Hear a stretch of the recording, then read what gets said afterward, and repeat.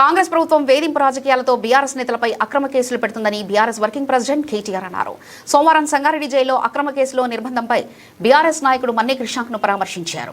ఈ సందర్భంగా కేటీఆర్ మాట్లాడుతూ కాంగ్రెస్ ప్రభుత్వం ప్రతీకార రాజకీయాలతో బీఆర్ఎస్ నాయకులను లక్ష్యంగా చేసుకుని అక్రమ కేసులు పెడుతుందని తీవ్రంగా విమర్శించారు. మన్నే క్రిషాంక్ ఓ ఉన్నత విద్యావంతుడు, న్యాయవాది, పీహెచ్డీ పట్టా పొందిన వ్యక్తి. ఉస్మానియా యూనివర్సిటీ విద్యార్థి. ఉద్యమంలో ముందుండి పోరాడిన ఆయన తెలంగాణ రాష్ట్రం ఏర్పడ్డ తర్వాత టీఎస్ఎండీసీ చైర్మన్ గా బాధ్యతలు నిర్వర్తించారని తెలిపారు.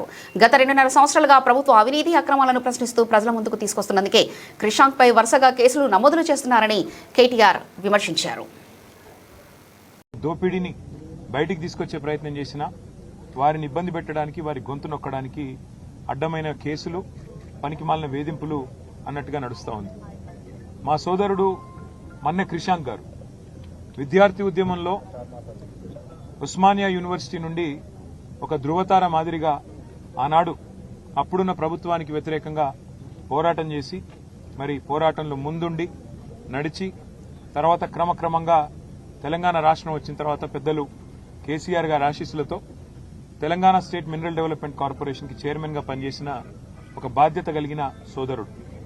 స్వయంగా తాను కూడా ఒక న్యాయవాది, చదువుకున్న పిల్లోడు, పీహెచ్డీ చేసిన పిల్లోడు.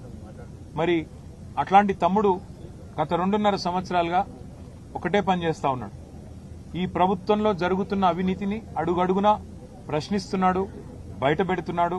ప్రభుత్వం చేస్తున్న అరాచకాల్ని ఎప్పటికప్పుడు వెలుగులోకి తెస్తా ఉన్నాడు, ప్రజల దృష్టికి తెస్తా ఉన్నాడు. ఇవాళ ఆయన మీద కోపంతో ఆయనని ఒక పనికిమాలిన కేసులో, నిజానికైతే ఆయన మీద పెట్టిన కేసు 4 ఏళ్ల కంటే తక్కువ శిక్ష పడే కేసు, స్టేషన్లోనే బెయిల్ ఇచ్చి పంపించాల్సిన కేసు. కానీ జైల్లో పెట్టి, ఈరోజు 12వ రోజు జైల్లో పెట్టి హ్యాబిచువల్ అఫెండర్ అని, అంటే ఈ అబ్బాయి ఇలాగే క్రమేపీ మరి వరుసగా చేస్తున్నాడు ఈ పని అని చెప్పి కేసులు పెట్టి దాదాపు 35 కేసులు. అవి కూడా ఏం కేసులు? ముఖ్యమంత్రి రేవంత్ రెడ్డి గారి ప్రభుత్వం ప్రపంచ సుందరి పోటీలు ఏవైతే ఇక్కడ జరిగినాయో అందులో మిస్ ఇంగ్లాండ్ ని వేధించింది. 2 కాంగ్రెస్ నాయకులు ఆ అమ్మాయిని సెక్షువల్లీ హరాస్ చేసినారు అని ట్వీట్ చేస్తే ఒక కేసు.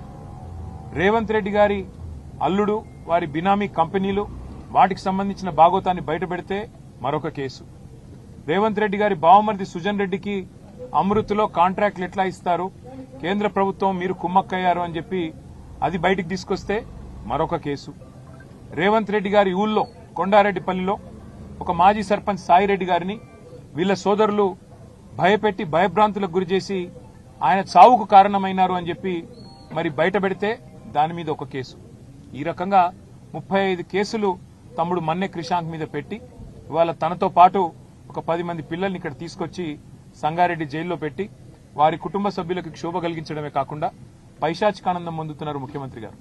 నేను ముఖ్యమంత్రి గారిని కోరుతా ఉన్నా, ఈ ప్రభుత్వాన్ని డిమాండ్ చేస్తా ఉన్నా, మీరు బీఆర్ఎస్ సోషల్ మీడియా మీద, బీఆర్ఎస్ నాయకత్వం మీద మీరు పెట్టే శ్రద్ధలో ఒక పైసా ఈ రాష్ట్రంలో శాంతి భద్రతల అదుపు మీద, రాష్ట్రంలో జరుగుతున్న అరాచకమైన నేరాల మీద కొద్దిగా దృష్టి పెట్టండి.